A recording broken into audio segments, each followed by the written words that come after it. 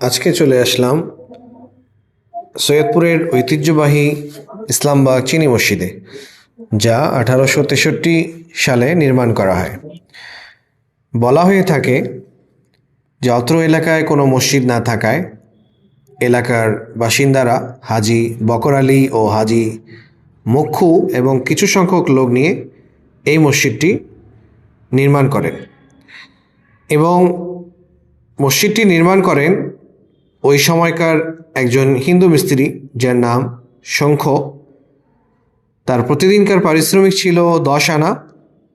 পরবর্তীতে তা বাড়িয়ে দেওয়া হয় এবং এলাকাবাসীরা মিলেই এই মসজিদটি নির্মাণ করেন।